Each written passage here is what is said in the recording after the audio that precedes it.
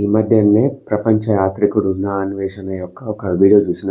అందులోపల అతను ఏం చెప్తున్నాడంటే, ఆవు పాలు తాగకండి. మీరు ఆవు పాలు తాగితే కనుక ఆడవాళ్లకు గడ్డాలు మీసాలు వచ్చేస్తాయి, పురుషులకు స్త్రీల లాంటి స్థనాలు వస్తాయి. కానీ ఇంగ్లీష్ లోపల గైనోకమేస్టియా అంటారు. కాలక్రమం లోపల రకరకాల లక్షణాలు డెవలప్ అవుతాయి. దానికి బదులు plant based milk, oats milk కానీ, ఆల్మండ్స్ మిల్క్ కానీ, రైస్ మిల్క్ కానీ వీటి వైపుకు వెళ్ళండి అని సలహా చెప్పిండు. ఆయన ఉద్దేశం మంచిదే, కానీ అటువంటి వీడియోస్ చూసి మనం నీ జర్క్ రియాక్షన్స్ ఇవ్వద్దు. మన భారతదేశం అభివృద్ధి చెందుతున్న దేశం. 140 కోట్ల మంది జనాభా ఉన్నారు. పాలపైన ఆధారపడి తమ కుటుంబాలను పోషించుకుంటున్న వ్యక్తులు కొన్ని లక్షల్లో ఉంటారు. మెజారిటీ ఆఫ్ ద శాకాహారులు ప్రోటీన్ కోసం పాలపైన డిపెండ్ అవుతారు. పాలు, పెరుగు, పన్నీరు, నెయ్యి. మనం అబ్జర్వ్ చేస్తే కనుక ఇతను చాలా సంవత్సరాలుగా వెస్టర్న్ వరల్డ్లో తిరుగుతున్నాడు. అక్కడ బాగా ప్రాచుర్యంలో ఉన్న టాపిక్ ఏంటిది? వేగనిజం. వీళ్ళు ఏమంటా ఉంటారు?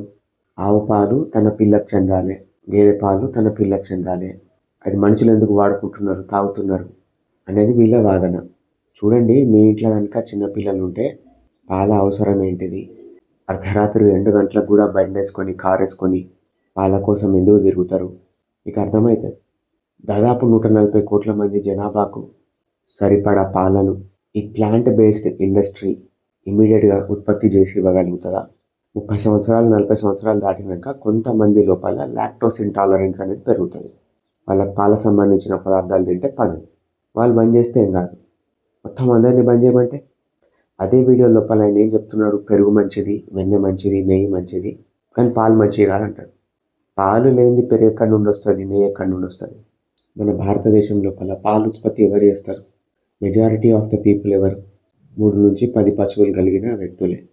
ఒక ఆర్గనైజ్డ్ సెక్టర్ కాదు వెస్టర్న్ వరల్డ్ లెక్క. ఇక్కడ కొంతమంది అధిక లాభాల కోసం ఆక్సిటోసిన్ ఇంజెక్షన్లు పశువులకు అందించడం, అవి జబ్బు చేస్తే కనుక వాటిని బాగు చేయడానికి స్టెరాయిడ్స్ ఎక్కించడం, కొంతమంది వాటి మాంసాన్ని అమ్ముకోవడానికి జంతువులకు ఆండ్రోజెనిక్ ఎఫెక్ట్ ఉన్న స్టెరాయిడ్స్ ఎక్కిస్తారు బల్కప్ కావడానికి.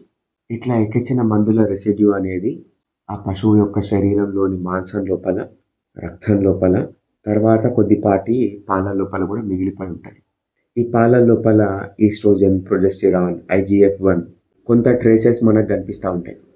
కానీ మన హ్యూమన్ బాడీ యొక్క డైజెస్టివ్ సిస్టమ్ అనేటిది వీటిని ఈజీగా బ్రేక్ డౌన్ చేసేసి కేవలం అవసరమైన హెల్తీ ప్రోటీన్స్ని మాత్రమే తీసుకుంటారు. ఎక్కడ కూడా సైంటిఫిక్గా ఆవు పాలు తాగినంత మాత్రాన ఆడవాళ్లకు గడ్డాలు మీసాలు వస్తున్నాయని, మగవాళ్లకు గైనకోమాస్టియా వస్తుందని ఎక్కడ కూడా రుజువు కాబడలేదు.